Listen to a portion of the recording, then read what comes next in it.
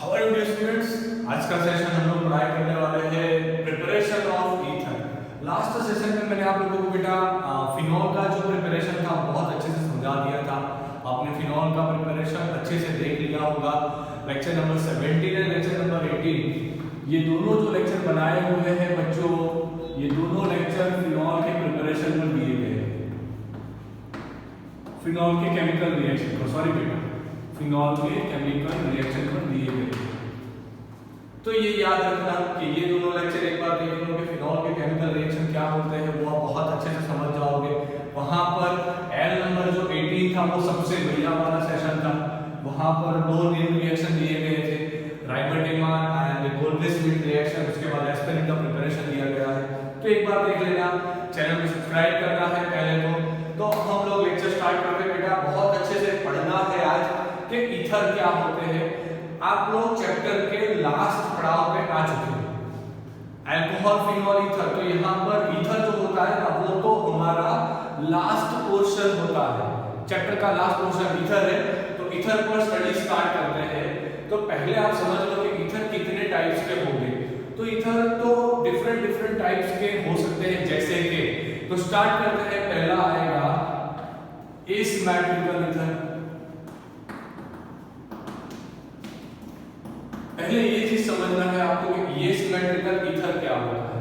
तो asymmetrical ether का मतलब होगा यहां पर R-O-R-डैश, ये दोनों R जो आपको अल्किल ग्रुप दिखाई दे रहे हैं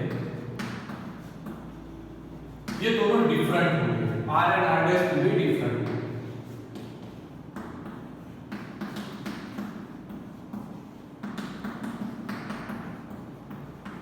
ध्यान से समझते जाओ, बहुत आसान वाला चीज है। तो ये हो गया आपका एसिमेट्रिकल ईथर। एग्जांपल लगाओ CH3O CH2 CH3। मैंने चैप्टर की बिगिनिंग में दूसरे या तीसरे लेक्चर में मैंने IUPAC नेम वाला टॉपिक भी दिया था। तो एक बार वो वाला सेशन भी ध्यान से देख लो ताकि आपको क्लियर हो जाए बच्चों कि कैसे इसका नाम बनता है। यहां पर सिखा देता हूं आपको 1 to 1 पे methoxy. So 1 methoxy, 1 methoxy ethane, 1 methoxy ethane is a IUPAC name या फिर मिथाइल इथाइल ईथर, ये भी नाम बन सकता था। तो ये हुआ एसिमेट्रिकल ईथर का एग्जांपल। दूसरा एग्जांपल आप इस तरीके से भी लिया जाता है ROAR, इसे भी एसिमेट्रिकल ईथर का एग्जांपल माना जाता है। जहां पर Ar क्या होता है बच्चों, तो Ar होगा एराइल ग्रुप। अब आप ध्यान से समझो, एराइल ग्रुप में मतलब ईथर कैसा होगा आपका। यहां पर लगाया CH3, यहां पर लगाया O, यहां पर आपने वो बेंजीन का रिंग लगाया, तो इसका नाम बनेगा मिथॉक्सी बेंजीन। इसका नाम बनेगा मिथॉक्सी बेंजीन। या फिर इसे बोला जाता है एनिसॉल। क्लियर। तो इस हिसाब से आप नाम बना सकते थे। तो ए हुआ एसिमेट्रिकल ईथर, समझे। अब आएगा सिमेट्रिकल ईथर। दूसरा टाइप जो होगा वो आएगा सिमेट्रिकल ईथर। अब आप ध्यान से समझो कि सिमेट्रिकल ईथर किसे बोला जाता है। सिमेट्रिकल ईथर आप किसे बोलोगे।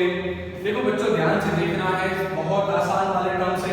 एसिमेट्रिकल में क्या आएगा, दोनों जो ग्रुप होंगे वो डिफरेंट होंगे, सही है, ओके। और सिमेट्रिकल में क्या आएगा बच्चों, तो सिमेट्रिकल में होगा ROR, मतलब दोनों जगह पर जो अल्किल ग्रुप लगेंगे वो कैसे लगेंगे, सेम लगेंगे। Example CH3O CH3। चलो बात खत्म। तो इसे क्या बोला जाता है, इसे डाई मिथाइल ईथर या फिर मिथॉक्सी मीथेन भी बोला जाता है। अगर यहां पर ARO आ रहा है, ARO AR आ रहा है और दोनों एराइल ग्रुप सेम है, एग्जांपल इसे बोला जाएगा डाइफिनाइल ईथर। डाइफिनाइल ईथर इसे बोला जाएगा डाइफिनाइल ईथर। तो इस तरीके से आप लोग पहले तो समझो कि ईथर को क्लासिफाई कैसे किया जाता है। दूसरा एक चीज समझ लेना कि ईथर का जो स्ट्रक्चर होता है वो कैसा होता है। जनरल स्ट्रक्चर कुछ ऐसा होता है। ऑक्सीजन के पास 2 लोन पेयर होगा। ये बहुत इंपॉर्टेंट चीज है, ध्यान से समझना कि ये जो अपना ऑक्सीजन है वो इलेक्ट्रोनेगेटिव होता है और ये दोनों उसके पास लोन पेयर होता है। अगर ये चीज समझ में आ गई तो पूरा प्रिपरेशन वाला आज का जो टॉपिक है ना बहुत अच्छे से समझ में आ जाएगा। ये मैंने पहले आपको समझा दिया कि ईथर क्या होते हैं, ईथर कैसे होते हैं। ये सेम वाला टॉपिक आपको मिलेगा यूपीएससी नेम वाला टॉपिक जो बनाया है, लेक्चर बनाया है, वहां से एक बार देखो, बहुत अच्छे से समझ में आ जाएगा। फटाफट से स्क्रीनशॉट ले लो और नया टॉपिक स्टार्ट करते हैं। वो आएगा हमारा ईथर का प्रिपरेशन एसिड कैटालिसिस के यूज से। जल्दी से इसका स्क्रीनशॉट निकालो, चलो फटाफट से स्क्रीनशॉट निकालो स्टूडेंट्स। तो अब हम स्टार्ट करेंगे ईथर का प्रिपरेशन। वहां पर मैं आप लोगों को भी पहला प्रिपरेशन सिखाने जा रहा हूं, ध्यान से देखना, क्लियर। पहला प्रिपरेशन आप लोग सीखने जा रहे हो, वहां पर आपको यूज क्या करना है, कैसे आप ईथर बनाओगे।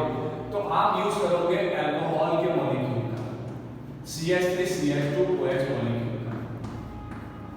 अब आप जैसे जानते हैं कि अगर आपने यहां पर 2 टाइप का मैं रिएक्शन सिखाऊंगा आपको। पहला रिएक्शन मैं आपको सिखाऊंगा 170 डिग्री सेल्सियस, दूसरा आपको सिखाऊंगा 140 डिग्री सेल्सियस। सही है, ओके।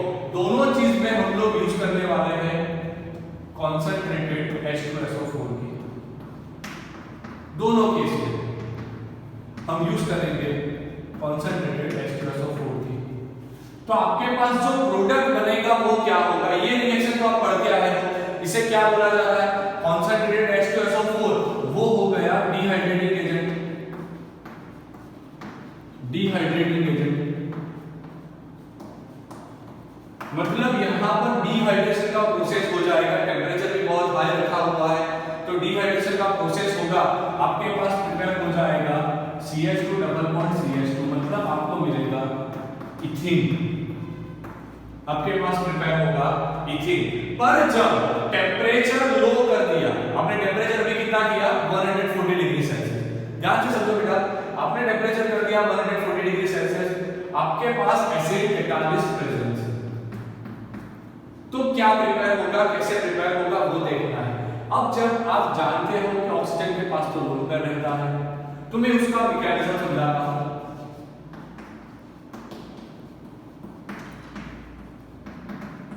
ध्यान से मैकेनिज्म को समझ लो तो पूरा लॉजिक दिमाग में बंद बैठ जाएगा। ओके, स्टार्ट करते हैं, ध्यान से देखना। CH3 CH2 यहां पर आया, ओ उसके पास एक हाइड्रोजन लगा हुआ था, ये उसका लोन पेयर। मुझे H+ के साथ रिएक्शन करवाना है, ये तो एसिड का कैटालिस्ट था, तो ये प्रोटॉन ये लोन पेयर उठाएगा, मतलब H+ जिसके पास कोई इलेक्ट्रॉन नहीं है वो जाके बॉन्ड बना रहा है। वो बॉन्ड कैसे बनाएगा, ध्यान से देखना है। CH3 CH2 यहां पर आएगा O, उसने बनाया एक बॉन्ड, ये हो गया अल्काइल ऑक्सोनियम आयन या फिर प्रोटोनेटेड अल्कोहल।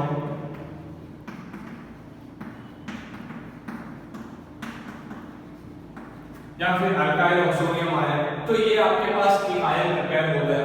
अब बहुत अच्छे से देखना है, अब आपके दिमाग में बहुत तुरंत थॉट आएगा कि ये निकल जाएगा, अब कुछ नया प्रिपेयर होगा, सही है। अब ध्यान से देखो कि कैसे क्या रिलीज हो रहा है और कैसे अटैक लगा रहा है। आपके पास अभी दूसरा एक अल्कोहल का मॉलिक्यूल होगा, यहां ये आपका दूसरा अल्कोहल का मॉलिक्यूल। अब आप ध्यान से देखो, अब आप ध्यान से देखना, ये आपका दूसरा अल्कोहल का मॉलिक्यूल है, सेकेंड मॉलिक्यूल ऑफ अल्कोहल।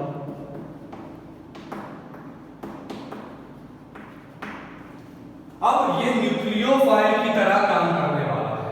अब ये न्यूक्लियोफाइल की तरह काम करेगा तो कैसे कहां पर अटैक लगाएगा वो चीज आपको समझना पड़ेगा, समझ आए ध्यान से। तो यहां पर ये जो ऑक्सीजन है यहां से वो बनेगा पॉजिटिव चार्ज, क्योंकि ये ऑक्सीजन पैर लेके जाएगा, तो यहां पर CH3 CH2 का पॉजिटिव चार्ज क्रिएट हो गया।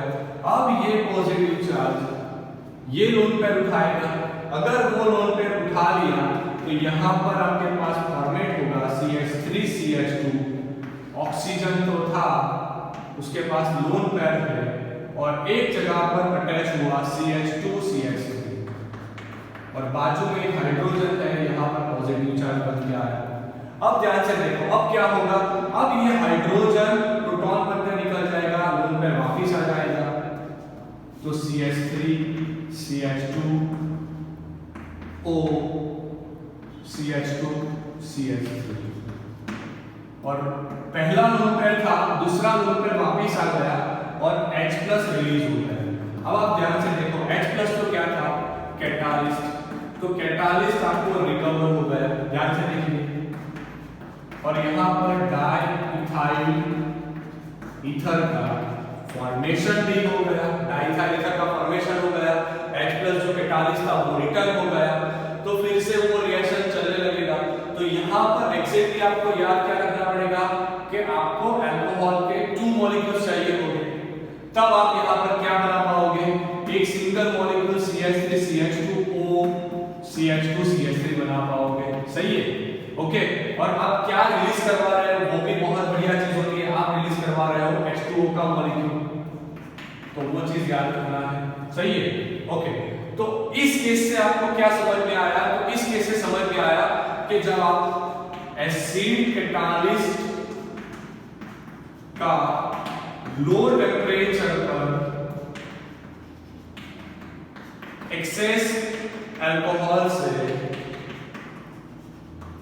रिएक्शन लगवाओगे तो आपके पास सिमेट्रिकल ईथर प्रिपेयर होगा।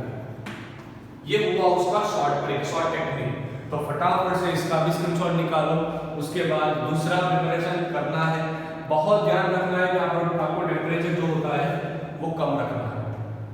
आपने टेम्परेचर बढ़ाया तो ये रिएक्शन बीटा आयनाइजेशन की ओर चला जाएगा, मतलब OH निकलेगा, H निकलेगा, H2O रिमूव होगा और CH2 डबल बॉन्ड CH2 बनना शुरू हो जाएगा, सही है। तो फटाफट से आप एक काम करो, इसको स्क्रीनशॉट निकालो और अपनी कॉपी में लिखो जल्दी से, चलो। तो अभी स्टार्ट करते हैं प्रिपरेशन का मेथड नंबर 2, जो होगा नेम रिएक्शन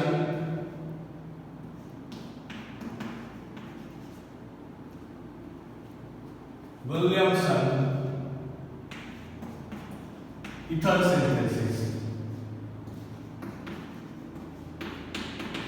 अभी हम पढ़ने वाले हैं बेटा विलियमसन ईथर सिंथेसिस।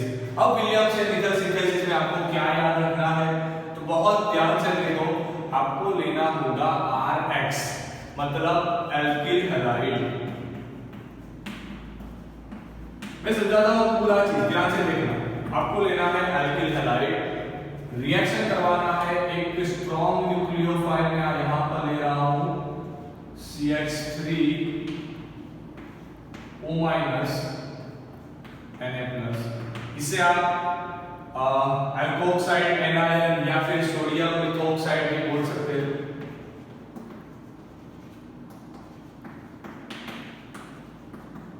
सही है, ओके। अब ध्यान से देखना कि रिएक्शन के बाद यहां पर क्या प्रिपेयर होगा।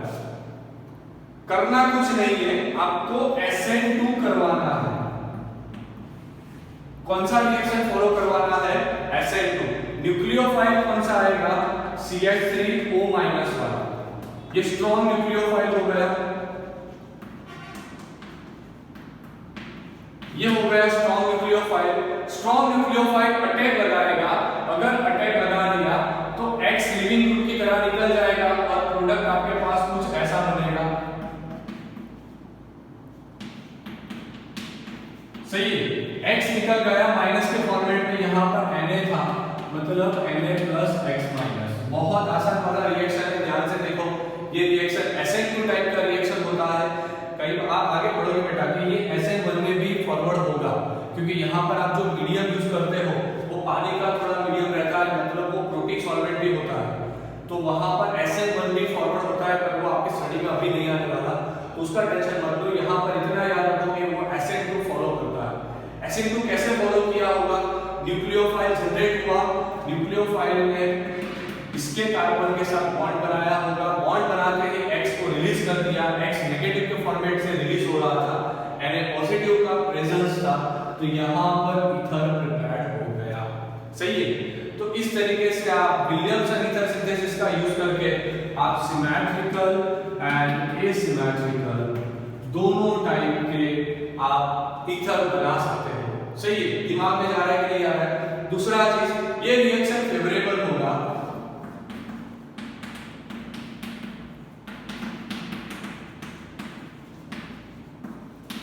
in case of primary halide।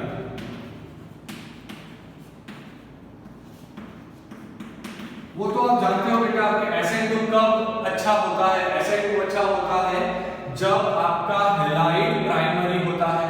तो ध्यान रखना है यार, यहाँ पर बहुत आसान चीज है, ध्यान से समझ लो कि आपका जो अल्किल हैलाइड आ रहा है ना, वो अल्किल हैलाइड कैसा होना चाहिए?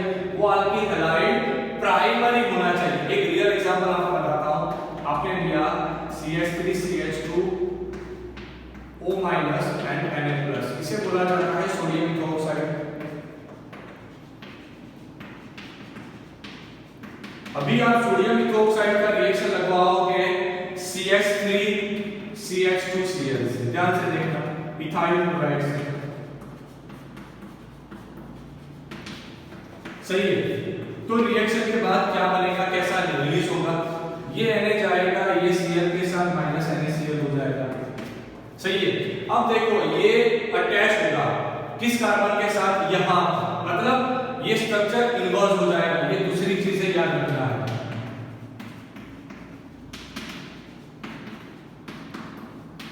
कई सारे बच्चे यहाँ पर गलतियां कर देते हैं कि इन्वर्जन टेक प्लेस होता है, वो उसके दिमाग में नहीं जाता। इन्वर्जन लगाना पड़ेगा क्योंकि ये SN2 टाइप का रिएक्शन होता है। SN2 में आप पढ़े हो कि वाल्टन इन्वर्जन वाला प्रोडक्ट आता है, जो स्ट्रक्चर होता है वो अम्ब्रेला की तरह उल्टा हो जाएगा। तो यहाँ पर आपका जो प्रोडक्ट बनेगा वो होगा CH3 CH2O CH2 CH3 di ethyl ether. तो इस तरीके से आप सिमेट्रिकल एंड एसिमेट्रिकल दोनों टाइप्स के ईथर बना सकते हो। बहुत अच्छा वाला रिएक्शन था, I'm sure आपके दिमाग में चला गया होगा। अच्छे से याद करना है। फिर से एक बार बता रहा हूं बेटा कि विलियमसन ईथर सिंथेसिस बहुत इंपॉर्टेंट रिएक्शन है क्योंकि ये एक नेम रिएक्शन आ रहा है। तो कितने नेम रिएक्शन अभी तक आप पढ़ चुके हो? राइमर-टेमान, कोल्बी-स्मिथ एंड अभी आया विलियमसन ईथर सिंथेसिस। तो इसके साथ जो ईथर का प्रिपरेशन था वो यहाँ पर ही खत्म हो रहा है। तो आप घर से नोट्स बनाना है, रेगुलर से रिवीजन लगाना है। देखो मैं आप लोगों को एक टेक्निक सिखा रहा हूँ बेटा कि कैसे रिवीजन करना है। मानो कि आपने सुबह में लेक्चर स्टार्ट किया, अभी कितना बजा होगा आई डोंट नो, आप लेक्चर देख रहे हो तो आपने अभी लेक्चर स्टार्ट किया, पूरा लेक्चर देख लिया कंप्लीट। ओके, अब जब पूरा लेक्चर आपने स्टडी कर लिया, देख लिया, अच्छे से दिमाग में चला गया, तो आप उसका नोट्स बनाओगे। सही है। आपने नोट्स बनाया, वीडियो देखते वक्त आपने पॉज लगाकर थोड़े कमेंट बॉक्स में कुछ लिख भी दिया, अच्छा जो आपको दिमाग में आ रहा था, अच्छा पॉइंट वो लिख दिया। अभी नोट्स बनाया, नोट्स बना दिया। नोट्स बनाने के बाद आपने दूसरा सब्जेक्ट स्टार्ट किया, मान लीजिए कि फिजिक्स स्टार्ट किया। तो फिजिक्स स्टार्ट करते वक्त आपने फिजिक्स का भी वैसा कंप्लीट काम कर दिया। उसके बाद मैथमेटिक्स होगा या फिर बायोलॉजी होगा, वो कंप्लीट किया। अभी आप दोपहर के टाइम में क्या करोगे? चलो मान लीजिए कि आपका कोई जूम मीटिंग था, वो आपने अटेंड कर दिया होगा। अभी दोपहर के बाद का जो टाइम निकलता है, शाम का जो टाइम, तो वो टाइम में फिर से एक बार केमिस्ट्री का ये लेक्चर निकालो, फिर से एक बार उसे 1.5 या 1.75x फास्ट फॉरवर्ड स्पीड से देखो, और फिर से एक बार हैंड स्पीड लगाकर वो सारी चीजें जो अभी मैंने पढ़ाई आपको, वो एक बार रिकॉल करो। देखो ये बहुत बढ़िया शॉर्ट ट्रिक है, बहुत अच्छा की है, अच्छा नंबर लाने के लिए, अच्छा मार्क्स लाने के लिए ये टेक्निक फॉलो करो। अभी शाम का काम आपने खत्म कर दिया।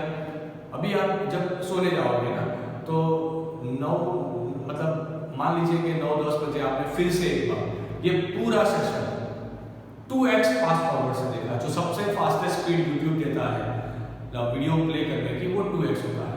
तो आपने 2x से देखा, डबल स्पीड से देखा, तो आपने आधे टाइम में, मतलब एक दिन में एक लेक्चर को 3 बार रिवीजन लगाया। अब आप देखो उससे होता क्या है। जब आप दूसरे दिन बैठोगे ना, तो ये मेरा चैलेंज है बेटा कि विलियमसन ईथर सिंथेसिस आपके दिमाग में कंफर्म बैठ गया होगा। जब दूसरे दिन सुबह उठते हो ना तो फिर से एक बार उसे फटाफट से वीडियो ऑन नहीं करना है, तो आपने जो स्क्रीनशॉट लिए हैं उसे एक बार रिकॉल करो।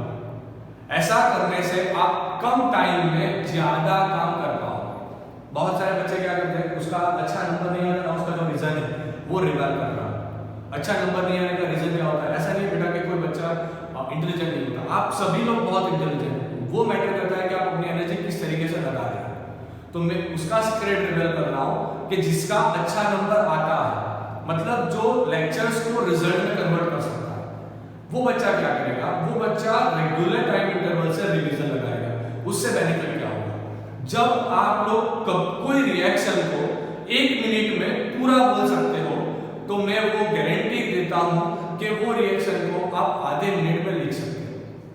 कई सारे बच्चे क्या करते हैं, ऑर्गेनिक को प्रिपेयर करने का बहुत ट्रेडिशनल तरीका निकालते हैं, एक रिएक्शन को 10-10, 15-15 बार लिख देते हैं, पर उससे होता कुछ नहीं है। उससे सिर्फ और सिर्फ टाइम वेस्ट होता है। और कई बार तो ऐसा होता है, हम लोग इतनी ज्यादा शॉर्ट ट्रिक करके इतना ज्यादा शॉर्ट ट्रिक का खजाना कलेक्ट कर लेते हैं ना कि हम लोग पायरेट्स ऑफ कैरिबियन बन जाते हैं। मतलब खुद ही खो जाते हैं हमारे खजाने में। इतना ज्यादा शॉर्ट ट्रिक्स भी कलेक्ट मत करो, थोड़ा लॉन्ग रूट पकड़कर सब्जेक्ट को अच्छे से प्रिपेयर करो। सही है? अगर आपको केमिस्ट्री अच्छे से प्रिपेयर करना है, 12वीं में अच्छा स्कोर करना है, जेईई या नीट क्रैक करना है, तो ये सारी चीजें याद रखो कि अगर पहले से थोड़ा लंबा रास्ता लिया होता तो आपको प्रॉब्लम्स बहुत ज्यादा कम आएंगे। ये सारा लेक्चर देख लिया ना, अब मैं आपको गारंटी के साथ बोल रहा हूँ कि इस तरीके से रिवीजन लगाते रहोगे और वीक में एक लेक्चर मिनिमम 3 से 4 बार देखना चाहिए। अगर इस तरीके को आपने दिमाग में बिठा दिया तो आई एम श्योर बेटा आपको कोई नहीं रोक पाएगा, अच्छा रिजल्ट आएगा। क्लियर है? तो ये टेक्निक को फॉलो करना है। कई बार होता क्या है कि एक बार लेक्चर देख लिया, मैंने नोट बना दिया, मेरा काम खत्म हो गया, अब मैं बुक लेकर रट्टा मारने बैठ जाऊं तो उससे कुछ नहीं होगा। समझो, आपको बुक उसके लिए पढ़ना है ताकि आपके दिमाग में जो वर्ड्स दिए गए ना वो सेट हो जाए। ऐसा कभी नहीं होता कि आप बुक में दिए गए पैराग्राफ को कॉपी पेस्ट लगाकर आंसर शीट में लगाओगे, वो कभी पॉसिबल नहीं होता। तो कभी उसके पीछे मत भागो कि मुझे ये सारी चीजें रट्टा मारना है, ये सारी चीजें मुझे जैसी बुक में दी गई है वही लिखना है, वैसा नहीं होता। आप बुक के एक भी पॉइंट को स्किप मत करो और उनके सारे पॉइंट्स को अपने हिसाब से प्रिपेयर करके उनके वर्ड्स में लिखो। वो कैसे होता है वो भी मैं एक लेक्चर बना के आपको सिखाऊंगा। अभी के लिए बस इतना ही। आज का technique revision revision revision revision mission 2021 के लिए रिवीजन पहला की है। क्लियर? तो आज का यहाँ पर मैं लेक्चर खत्म कर रहा हूँ बेटा। I am really thank you for watching this lecture. आप लोग अच्छे से रिस्पॉन्स कर रहे हो, अच्छे से लेक्चर देख रहे हो, तो बहुत आपका धन्यवाद। लेक्चर को लाइक करना, अगर नहीं पसंद आया तो डिसलाइक करना, उसमें कोई बड़ी बात नहीं होती है। और कोई सजेशन है आपका तो आप मुझे पर्सनली भी टेक्स्ट कर सकते हो, आप सबके पास मेरा नंबर भी होगा। तो बेटा कल फिर मिलेंगे नए लेक्चर के साथ। ईथर के बारे में ही पढ़ाई करना है, HI का रिएक्शन बताऊंगा, सबसे बढ़िया वाला होगा, तो लेक्चर देखना भूलना मत। Okay, thank you for watching this lecture and please take a screenshot.